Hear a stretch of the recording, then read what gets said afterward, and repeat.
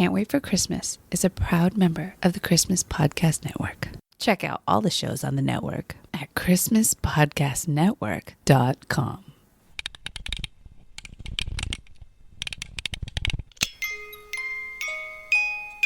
Hey, buddy, what you doing? Is it Christmas yet? No, sorry, not yet. I can't wait for Christmas. Yeah, I can't wait for Christmas either. In fact, let's celebrate now.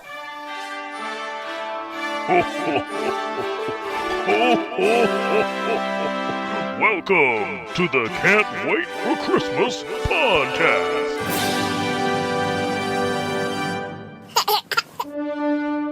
It's September 16th, 2022, and that means there's 100 days left until Christmas. Today on the show, it's a Burr Months bonus episode. We're going to take a look at some Christmas news that just came out of the D23 Expo, including a deep dive into the Muppet Christmas Carol 30th Anniversary Panel with special guest Dave from Mousetalgia. Also, as promised, we've got your answers to the latest round of Recastmas Time. Okay, let's start the show!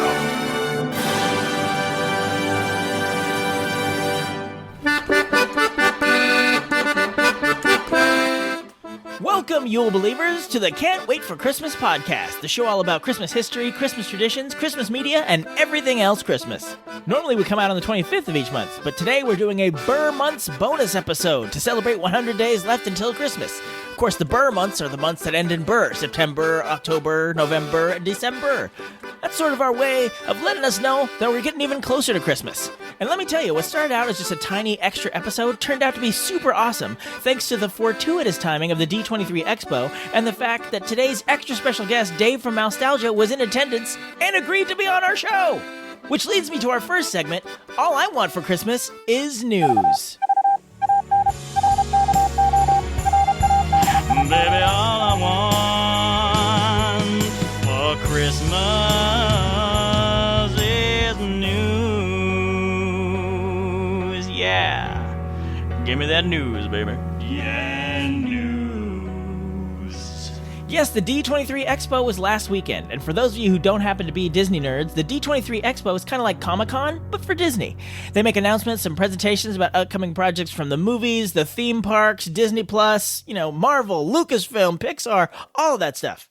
And they also take time to celebrate the people who went into making our Disney favorites over the years. This particular expo, there was 2 Christmas-related panels that I thought were worth discussing. First up, the Santa Clauses. Tim Allen is back in the role of Scott Calvin, regular guy turned Santa Claus, in this 6-episode Disney Plus series that's a sequel to the Santa Claus film series. The show is about Scott retiring from being Santa and passing on the role to someone new. Now, we knew all of this before the expo, but when Tim Allen took the stage at D23, he talked about what got him back into the Santa suit. We thought about this for a long time, and I said, I love the Santa Claus so much. The only way I do this, if you could somehow, I'm an old Marvel superhero guy, you answer some of the background. You answer some questions, you get me interested. It's all about script. And they answered the question I've always wondered is, how come the elves weren't worried that I showed up at the Santa Claus at the North Pole first time? Yeah. And what happened to the guy that slid off the roof? What happened? That scared the heck out of me as a kid. I was a kid when I did it. It was like 700 years ago. Now, I think that's super interesting, because that's one of the many head-scratchers I've had about the Santa Claus movies over the years. Like, I feel like I can do an entire episode on just the contract that's the basis for all 3 films. But it's nice to know we'll also be filling in the gaps of what happened before Scott Calvin put on the suit. But it's not going to be all looking back. Scott and his wife Carol, aka Mrs. Claus, played by the returning Elizabeth Mitchell, have 2 teenagers, and they have spent their whole lives growing up in the North Pole. Now they are ready to experience the rest of the world. So thanks to the panel and the presentation, we're getting more of an idea of what the plot is going to be. They also dropped a teaser for the show, which showed, among other things, that Bernard is back. Yes, Bernard the Elf, played by David Krumholtz, who hasn't been seen since the Santa Claus 2, will be back for the Santa Clauses series. They also announced that Eric Lloyd, who played Scott's son Charlie in all 3 movies, will also be returning. So we'll be looking forward to the Santa Clauses when the first 2 episodes drop on Disney Plus, November 16th. I, Santa Claus, have decided to retire.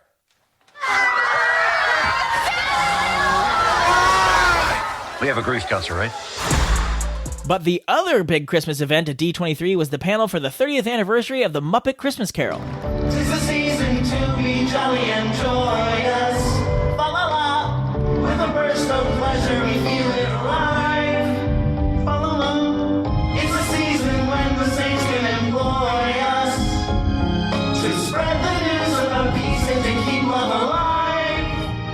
Sadly, as much as I love the Muppets in general and this movie specifically, I couldn't be there. Fortunately, I know a guy. Not just any guy, a guy with experience going to the D23 Expo and talking about it on a podcast people actually listening to. Ladies and gentlemen, please welcome to the Christmas Cave, Dave from Mousetalgia. Hello. Thank you for having me.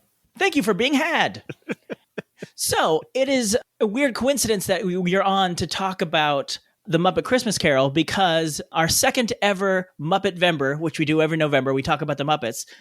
We had Jeff and Kristen on to talk about Muppet Christmas Carol, and you couldn't be on because you were out of town.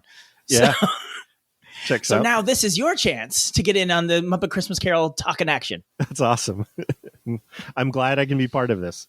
But I think before we get into any of that, I'm sure most people who have tuned into this are Mousetalgia fans who want to know, how are you? How have you been? Do you miss Mousetalgia? What are your thoughts on that? Yeah, I've been doing good. Definitely busy. Coming out of, I guess somewhat, I don't know how else to refer to it, but coming out of the pandemic, even though it's not really gone, but the world has more or less been trying to come out of it. Has been busy. Of course, there's a lot of things in the backlog of what we want to do as a family and with the kids and getting kids back into school and all that. So life's been busy and doing traveling, of course, like we're going to be talking about this event. But good. And Mousetalgia, yeah, definitely miss a lot of aspects of it. And being at the expo with so many friends and listeners from the show, it was great to see them. And, that's definitely been the highlight of being a part of the podcast. So being able to connect with them, it reminded me just, how special that whole community is. So definitely miss that and the additional opportunities to connect with those people. Yeah, I mean, it is good that it hasn't completely gone away with the best year ever still going on. Right, that's which right. I've been enjoying. So it's still there in my heart. Yes.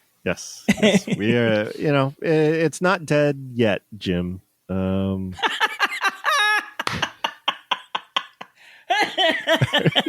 Nice. So we'll see what happens. You never know. Anything could happen. As you guys found out in 2020. Yes. We don't want to tempt fate, so we'll just Sorry. I shouldn't bring up memory. Sorry. Strike that from the record. But of course, when I saw that you were at D23 and I sheepishly asked if you were going to the Muppet panel, I was really hoping you were, because I would love to have somebody who was there on to talk about it, especially someone who knows how to talk about expos in an entertaining manner and has done so for 15 years on his own podcast. So that's just quality content for me. So how was the Muppet Christmas Carol 30th anniversary panel? Like, what was the vibe in the room? Was it a big crowd getting in? I'll just turn it over to you. Like pretend this is a quality podcast like Mousetalgia. Well, it's funny because you'd messaged me and you're like, hey, are you going to this by any chance? And I think I responded with hopefully or something to that effect. Yeah. Like I was very non-committal because I didn't know. Because before the Muppet panel, it was one of the big studio panels. And I was in there for that. And of course, that thing was clearly going to run long. It did run long. And by the time I got out of it, it actually was 15 minutes past the start of the Muppet panel was supposed to be. Oh. So I kind of resigned myself like, well, it's of course at the opposite end of the expo. So like, think of if you remember, I know you've been there, the opposite ends of that convention center. And then not only that, but Muppet was actually in the new building that was even further away. So you had to like go across the big walkway to get to that other building. So it's literally as far away as possible as could possibly be at the expo.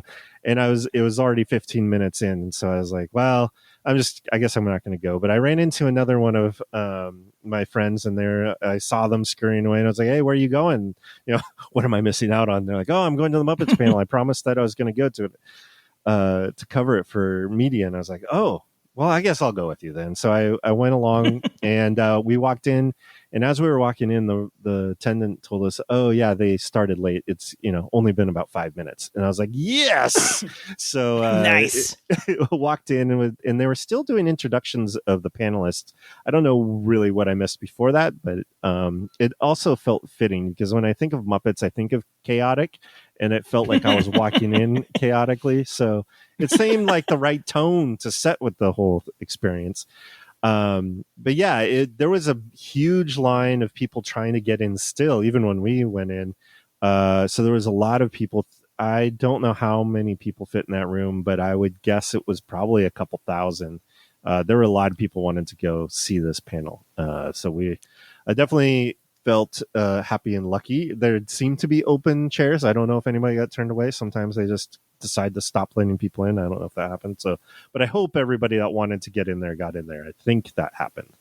So, but yeah, so it was called, let's see here, Magic in the Air, 30 Years of Disney's The Muppet Christmas Carol. And the panelists for it were, let's see here, Brian Henson, Dave Goles, Nina West was kind of the moderator, Paul Williams, and Polly Smith. So Brian, I mean, do you know who all these people are? I didn't necessarily walk it into it. I mean, obviously, we know who Brian Henson is. Yes. Although, when I saw a picture of him, I'm like, oh, it has been 30 years since I've seen a picture of you. I was like, he looks like Robert Englund from the Nightmare on Elm Street thing.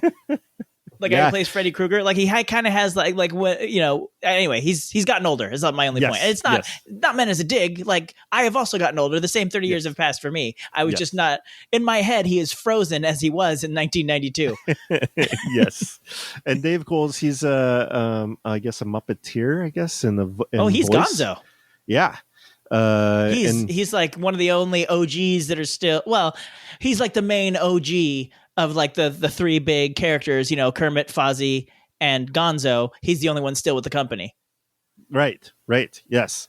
And Nina West, who's I guess a personality at large, and so she was the the moderator. There was Paul Williams, who was the why can't I think of the right word? He wrote the music. Composer? Composer, there's the word. Paul Williams. Composer we did it. of the music. And Polly Smith was the costume designer for the Muppet Christmas Carol. Yeah, which is something I hadn't even thought about. I mean, we'll get there, I'm sure, but like I hadn't even thought about the fact that there had to be a costume designer. Like, I just assumed the Muppets were birthed into this world wearing whatever they needed to. But of course they need somebody to design the costumes just like anybody else. But like, it's a different process because there's Muppets and it's a period piece. Like, that had to be a whole different scenario. Yeah, like, it was fascinating. And she kind of even admitted like she didn't really know what she was getting into, where most of the Muppets have pretty set costumes that they wear. And even if you think of the other movies, they don't really have a whole lot of costumes involved, but here this was going to be a period piece, they had decided. And so now they needed to make period costumes, which of course they didn't have necessarily in their warehouses of costumes for all these characters. So now they did a bunch of period costumes and have to custom make all of those on a very tight budget. But it was, when they were talking about it, they said it was, a lot of things you don't realize or notice, but like every one of those jackets has a liner in it and they have actual pockets in them, and they're, designed towards period with the right, materials and look and cuts as much as possible for a Muppet. But it was really a lot of detail and love went into the costumes that you would have not expected. But I mean, when you sit back and you look at the movie, hearing that, you're like, of course there is, but you just, you don't focus on it. But when you actually look at it, you're like, yeah, that's really true. You just kind of take it for granted. That's kind of unfortunate. Yeah. And they were talking about the production design. Like, I didn't realize, I mean, I should have. There was not a single exterior shot in this entire movie. Right. Even though it looks like the majority of it is, but it's all forced perspective and stuff they built on a soundstage. I'm like, oh, of course. Like, where would that go? Like, there's. Yeah, where would you film that, right? With Muppets like, and everything. Yeah, not only are you trying to recreate a bygone time period, you need to create it to scale with Muppet characters and also have the floor be cut out so that a Muppet person can stand underneath Kermit the entire time. Right. But like when they're ice skating, I just assumed they were outside ice skating. Like it never even occurred to me until I heard them talk about it on the panel. Yeah. No, it was really cool to kind of hear about that and like the challenges that went along with it. But they really spent a lot of detail on it. And, he talked to kind of about the budget and where it was really a small, very tight budget.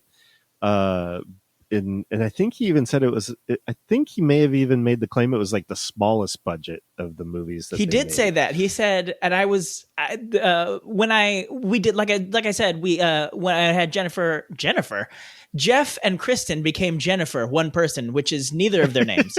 When I had Jeff and Kristen on to talk about this was a fact I didn't even know, that this was the lowest budgeted Muppet movie there was up till that point.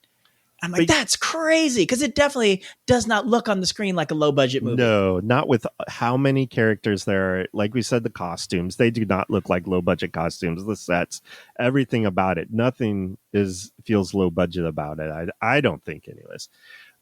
But yeah, it was a low budget film.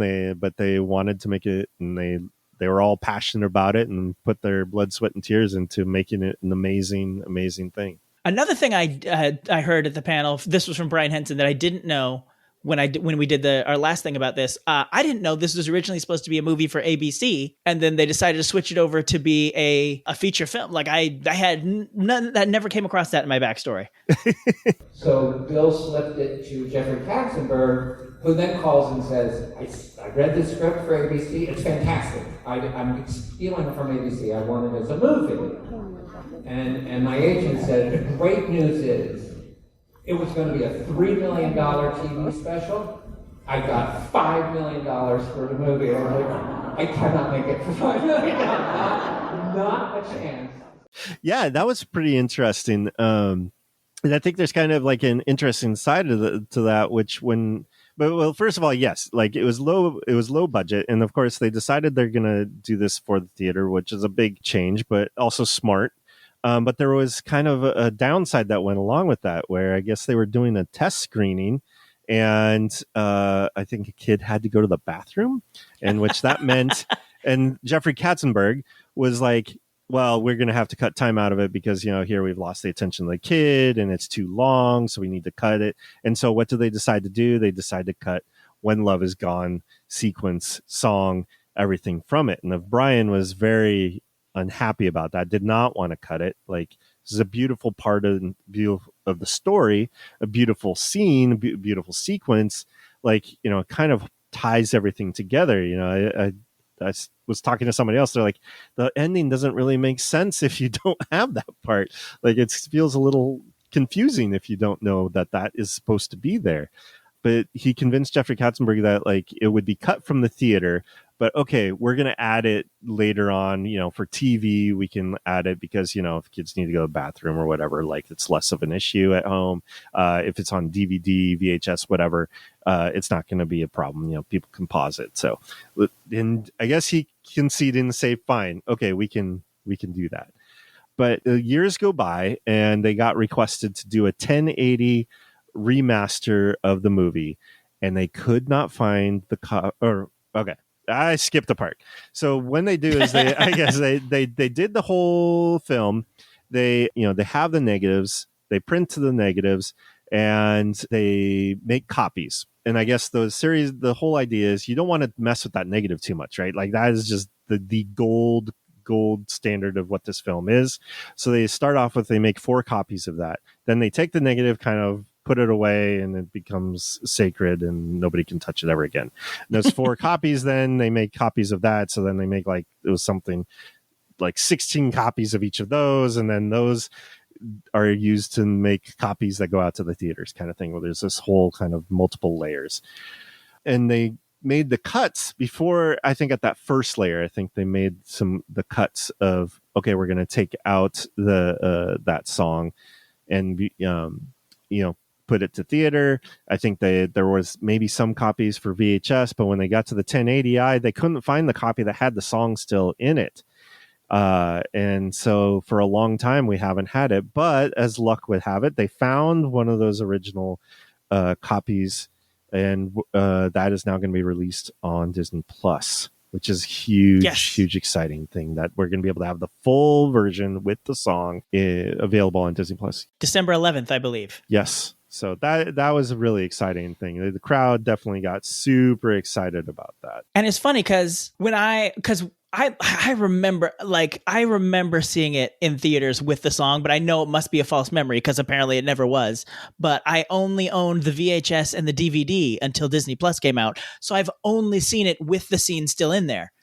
Apparently, if you bought the Blu-ray, it's gone, and I think even other like higher def DVD releases don't have it. Mm-hmm. But the two versions I have always had it in it, and so like when I was doing research about this a couple of years ago to talk about it on the show, I went and watched the version without it in there, and it is so jarring. Like, I don't know how people got through that scene. Right. Like, it makes no sense because like it's a falling out of love song, as Paul Williams said at the panel, and it's sad. And so like Gonzo and Rizzo are there, and then like they in the cut version, like they have a brief conversation and Belle leaves for no reason. It seems like it just seems like, well, this ain't working. And then she just bounces. And then Rizzo is unconsolably crying. When there's which obviously only makes sense. Huge touching situation that goes on in the story about the love and and it's all gone. Yeah, we don't need that. Yeah, it's especially for a character who has been, very detached through a lot of this movie. Like all of a sudden he was so invested in that 5-second conversation that he's moved to tears. And not only that, there's a reprise of the song just at the very end of the movie where he says, "The love you found" instead of "the when love is gone." And then during the closing credits, Martina McBride sings the typical 90s pop version of the Disney song that happens in the movie, which again, if you're in the theater, you're like, what is Martina singing about? I've never heard this before now. And all of a sudden she's singing about her lost love. We were watching A Christmas Carol. What are you doing, Martina? Sit down.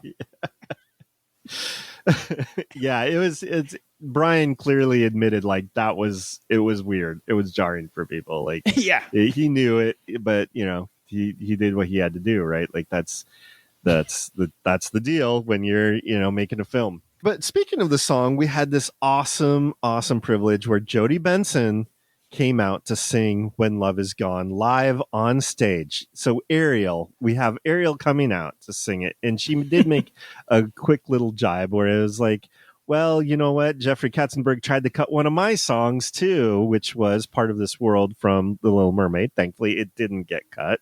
And she said the story there was during a screening, a little boy dropped his popcorn and was more concerned about picking up every single popcorn kernel than listening to the song. So he decided, Jeffrey decided like maybe we could cut this song because we've lost the interest of this one child. So she felt very understanding of the situation that they were in. Yeah. Like, I feel like maybe you shouldn't base your entire cinematic editing experiences off of children in theaters. Yes. The love is gone. The love is gone. The sweetest dream that you have ever known. The love is gone. The love is gone. I wish you well, but I must leave you now alone. So they also talked about Michael Caine and how, I think it was specifically the costume designer was talking about how like she kind of anticipated Michael Caine, being this huge actor would be maybe she didn't use the word, but kind of, prima donna or be like very, difficult to work with. But he was just really amazing and really like, put his costume on and just like went, he wasn't fussing with it. He just went to work right away. And Brian said that, when Michael Caine decided to join the project, like he decided the only way I can do this and do it well is if I just absolutely commit to this whole situation, and I have to treat everything as straight as possible. Like this needs to be a straight deal. Like I can't just, break the fourth wall or, try to like not take it seriously or anything like that. It needed to be just, I believe that I am in this world and these Muppets are a real thing.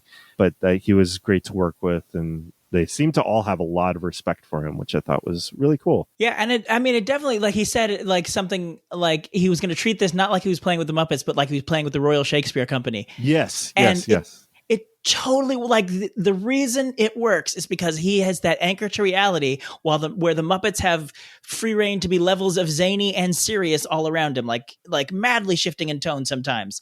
Where like, and it even allows like Gonzo, like his name is Gonzo. He's the straight man for some of his scenes with Rizzo, and that only works because you have someone who is even more of like the actual like classic thespian trained actor, that's anchoring this thing down where you can be like, this is too ridiculous even for Gonzo, so that's why he's reacting to this rat that way. And like, yeah, and his performance absolutely makes no disrespect to all the Muppet performance and the amazing job they did, but it works because it's on the back of Michael Caine holding this all up and being like, all right, this is serious and it's happening and we're going to take it seriously, and we're not going to be winking at the camera like, look at this. Yeah, exactly. He's got ping pong balls for eyeballs. Am I right? Yeah, I mean, because I feel like you can sometimes, when you see these different performances with Muppets, like people have a hard time kind of keeping the straight face or like looking at them. Like you can almost tell they're looking at the Muppeteers instead of at the actual characters, or like it just feels a bit off. But you don't feel that, I think, with Michael Caine's performance here. He seemed to really engage with the Muppets themselves. And I will say there is the way to do it the other way, like Tim Curry did in Muppet Treasure Island, where he is eating every bite of that scenery. Yes.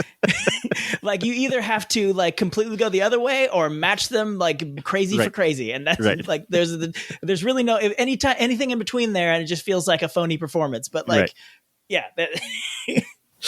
Let's see here. What else? What did you have any other parts of it that, kind of caught your attention? Well, I'd heard that Paul Williams had said that he was like he had recently at the time stopped drinking, and like I guess his escapades while drinking had kind of put his career like on flagged his career, and this was like a resurgence of his career. I'm like, I had no idea. I thought Paul Williams was always just being Paul Williams, and anytime he needed to. Like I didn't know that there were issues with that. Yeah, it was, there were a couple of things there. Like Brian Hansen said, like, if I'm going to do this and I want to have music in it. And if I'm going to have music in it, I have to have Paul Williams, because the only ones that I really liked the music for were the ones that he did. So I need him to do it. And yeah, like Paul Williams, it really felt like, the whole Muppet Christmas Carol is really a redemption story, right? That's what it's about. And it seemed like he was channeling his attempt at redemption and his personal experiences into the story when he was writing the music. It was really, coming from him.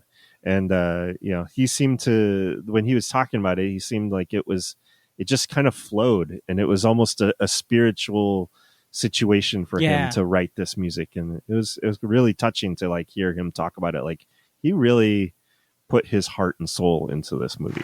And I think that I had been thinking about it a long time, and I think the power of the creative power in all of us sitting here is in our unconscious. At its most undiluted, at its most absolute, it is ego-free, and you get out of the way and you go, well, come on and let the ideas come. And it's spectacular. It paints you with indifference like a lady paints with rouge.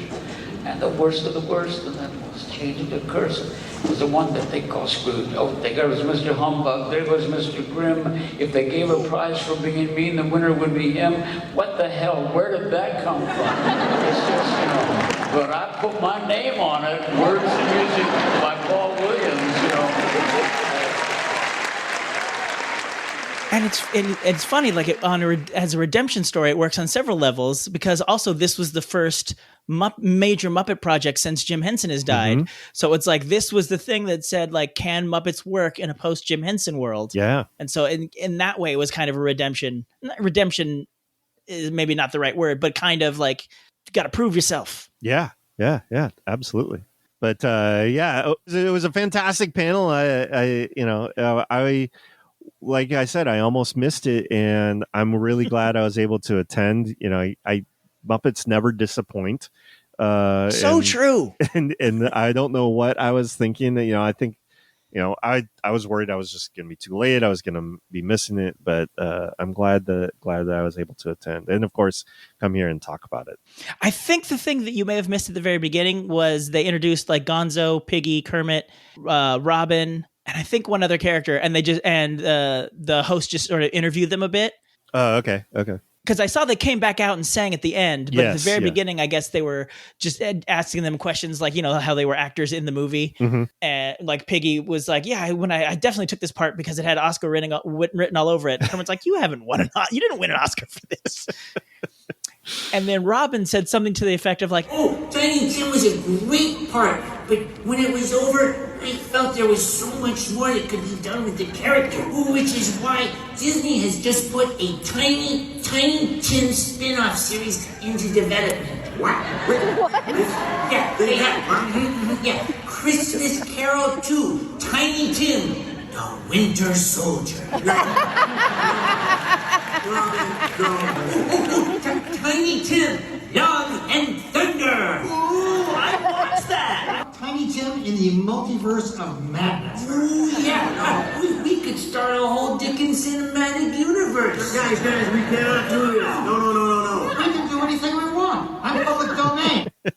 But I'm not gonna lie. I might watch a Tiny Tim miniseries if they came up with one. I'm sure it would be fantastic, no doubt. Exactly. Well, Dave, thank you so much. It is A, so great to have you on here to talk about this, and B, just great to hear you again, just selfishly because I wanted to hear your voice again. Well, I appreciate the invite, and I'm glad I was able to attend and be able to report back on what I saw and everything. Would have felt like I let you down, so I'm glad that I didn't have to deal with that. You could never let us down. You could never let us down. Oh, that's a lot of pressure for the future. But I did let you down because there was another Muppets panel that I didn't go to, so I probably let you down because of that. Oh, well, there wasn't a Christmas related one, so this podcast is not concerned. Fair enough. So the best year ever is still going on Mousetalgia all year. Yeah, that's right. So how I probably should have asked this at the beginning, but or I don't know if you want to give away the Colonel Sanders secret recipe, but like, how are you picking the episodes that go into it? Yeah, we each took a chunk of, or a number, and we're like, okay, I will go find my favorite, ones from our catalog, and then I'm going to talk a little bit beforehand about why it was special to me and share those with the listeners. So we tried to split it up across everybody, so we can kind of get the best of all of our opinions of what we liked and enjoyed, and each one has its own memories associated for us. So. We thought it would be a special way to like not just replay a best of, but provide a little bit more context of why it was special. So hopefully people seem to be enjoying it and being like, oh yeah, I remember this was a great one and I liked it because of X, Y, and Z and stuff. So it seems to be going over really well. Like, I definitely do like it, but I am also one of the weirdos who constantly just goes back through the archives and will listen to old episodes randomly. Yeah. Well, we do have quite a few different episodes about Muppets. So, like, if there are people that want to know more about Muppet stuff, there's stuff definitely in our catalog that you could go listen to. We've talked to various people, and, like, I remember Kristen did a tour of the Muppet Studios. Like, if you're a Muppet person, we've got definitely a bunch of Muppet content there. And they've got plenty of episodes about Disney related Christmas stuff, which is some of my favorite Christmas stuff and some of my favorite Disney stuff. So it works out all together. That's right. And also I noticed you and Becky have started posting again on your Mouse Ears in Paradise blog. So I wanted to give that a plug. Yeah, that's definitely something from our family that we're trying to do is just share, kind of some of our adventures, tips and tricks that we're coming up with. And we're trying to give a voice to our kids as well. So our 11-year-old now, we've had her write some articles just to try and get that perspective. I feel like you can go and do all this searching and Googling about different experiences and, do our kids going to enjoy this? And you might hear it filtered through the parents, but I wanted to give her a chance to be able to just give her first-hand experience and opinion about movies, or we have one about, what's it like on a cruise, to give her perspective on that. So trying to give it a slightly different angle than I think I've seen out there in other blogs and sites. So yeah, that's what we're trying to do with it. Make it a family thing. So yeah, that's at mouseearsinparadise.com. That's right. Link in the show notes. Thank you. Well, thank you again, Dave, for coming on. Absolutely. Anytime. Maybe I'll come back anytime. All right. It's a date.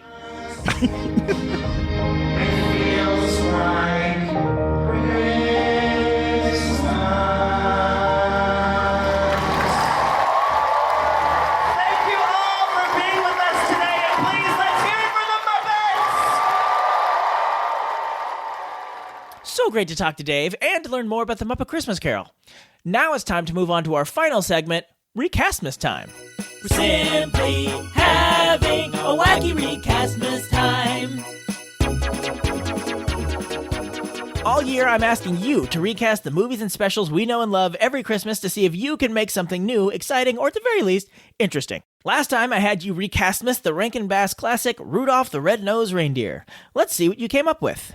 Matthew wrote in saying, because you were a 70s and 80s kid like me, I thought a fun recast would be the Brat Pack. The Brat Pack ran the 80s. Emilio Estevez, Anthony Michael Hall, Rob Lowe, Andrew McCarthy, Demi Moore, Judd Nelson, Molly Ringwald, and Ali Sheedy. So Matthew assigned the roles thusly: Rudolph, Emilio Estevez; Sam the Snowman, Rob Lowe; Hermie the Elf, Anthony Michael Hall; Yukon Cornelius, Judd Nelson; Santa Claus, Andrew McCarthy; Mrs. Claus, Demi Moore; Clarice, Molly Ringwald; Misfit Toys, Tim Babb can handle all the Misfit Toy voices; Mrs. Donner and Comet the Coach, Tim Babb's mom and dad.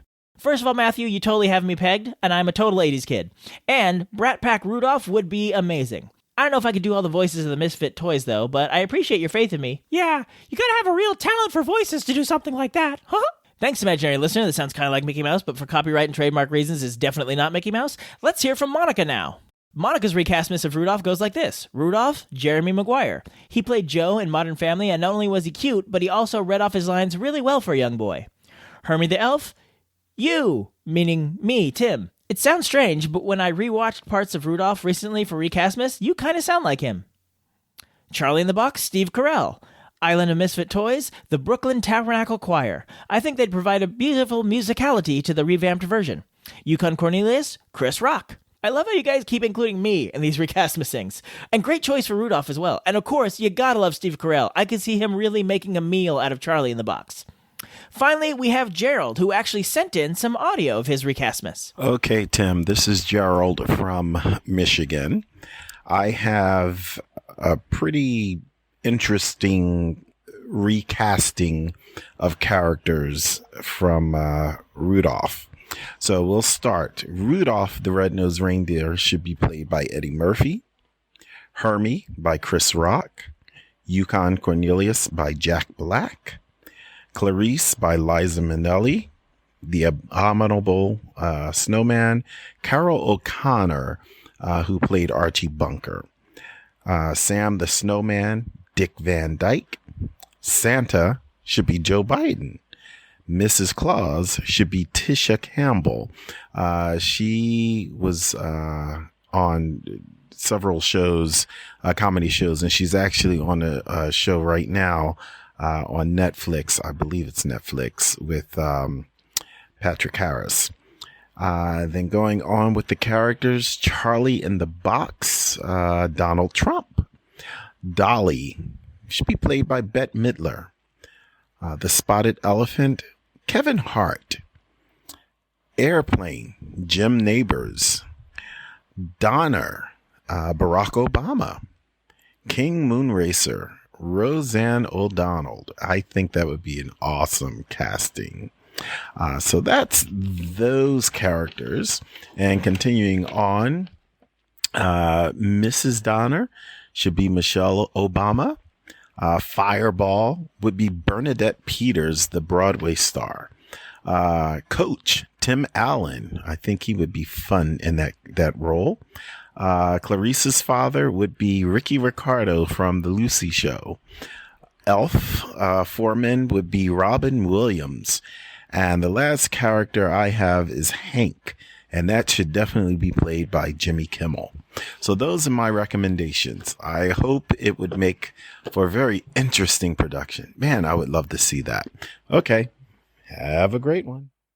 If you had said to me, Tim, come up with the wildest recastmasing you can for Rudolph and left me alone for a year and gave me 1,000 tries, not one would come close to what we just heard.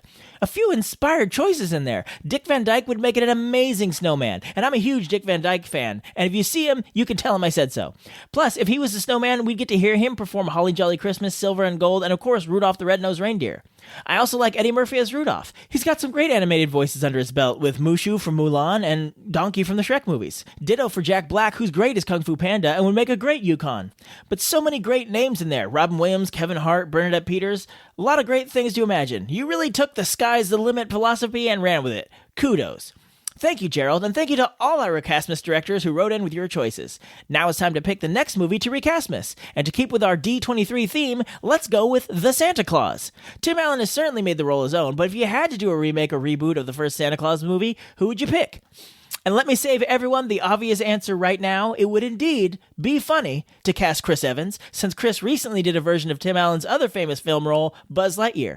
And I'm sure Chris Evans would do a great job, but I'm taking him off the table for this round. Other than that, go nuts. You can keep it consistent like you're casting in a certain year, like Matthew did with the Brat Pack, or pluck any actors or actresses out of the time stream and put them in just how you like Gerald did with The World. Or you can do any version of that in between. Just like the folks you heard today, you can send in your choices by email, christmas@tancast.com, Facebook, Can't Wait for Christmas Pod, Instagram, Can't Wait for Christmas Pod, TikTok, Can't Wait for Christmas Pod, or Twitter, where we're just Christmas Pod. Let us know who you would put in a remake of The Santa Claus so we can all have a wacky Recastmas time. Oh, wait. Oh, there's one more email.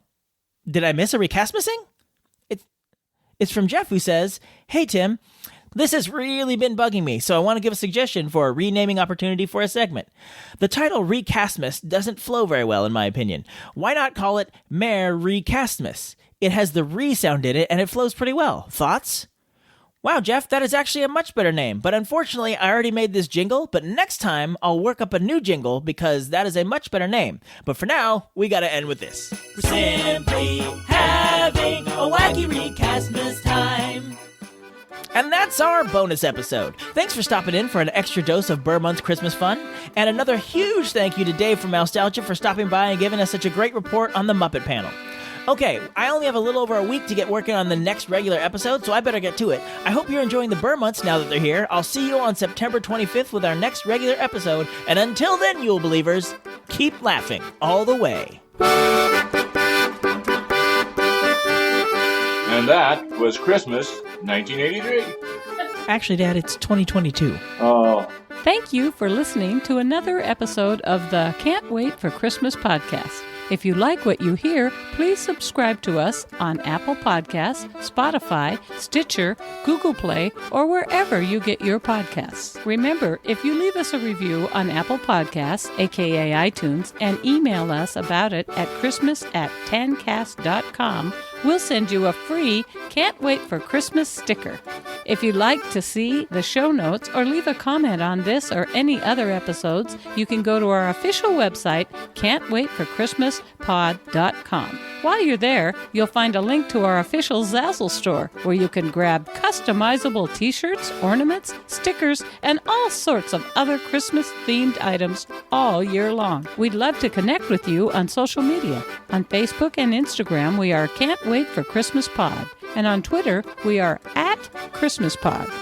We Wish You a Merry Christmas was performed by the United States Marine Corps Band, and this amazing version of Jingle Bells on the accordion was performed by the wonderful and talented Christian Nowicki. All other music and sounds used in this episode are the properties of their individual copyright holders, and they are used for purposes of commentary and review. No infringement is intended. Okay, boys, did I forget anything? God bless us, everyone. Merry Christmas!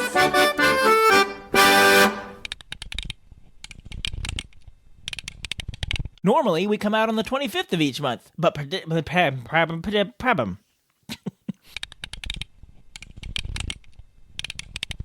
Dave from Mousetalgia. Hello. Thank you for having me. Thank you for being had. Pardon me. I swear it's not COVID. Not that you could catch it off down the microphone or anything.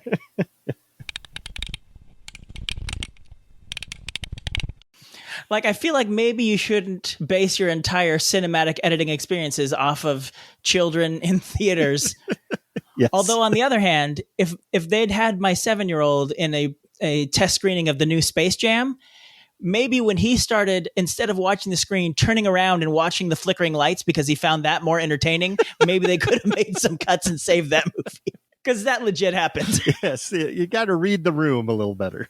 And my older son there was a scene from Mad Max Fury Road that, I don't know if you've seen Space Jam, The New Legacy, or whatever it was called. I have not seen it, no. Oh, well, spoilers. Not really, though. They visit a bunch of other Warner Brothers movies and just insert Looney Tunes into it. And at one point, they're in the middle of Mad Max Fury Road. And my son turns to me and goes, "What is this? What is this from?" I was like, "Oh, it's from a movie called Mad Max Fury Road." And I saw the look on his face that said, "Those words mean nothing to me. But I feel like if I ask any more questions, it's not going to get any better. So I'll just give up." Yeah, it seems like how many kids would have seen that movie? Presumably, right? I mean, I haven't even seen that movie, and I'm writing its target demo. Right. Yeah, and like The Matrix and all these other, and Game of Thrones. I'm like, yeah, the kids love Game of Thrones. They're all up in it to win it. Yeah, exactly. Anyway, sorry. Side note. Anyway, side notion about kids and editing your movies. Well, hopefully they've learned since then and continue to learn in the future. Thank you again. Oh, the best part is you don't have to edit this. This is all my problem. Monica's recastmas for Rudolph is Rudolph Jerry Maguire. No, Jeremy Maguire. Show me the Rudolph! But that kid never hears that joke, and he's too young to even know what that movie is. He's got some great animation voice work under his belt with movies like Mulan and the Shrek flicks. Shrek flicks!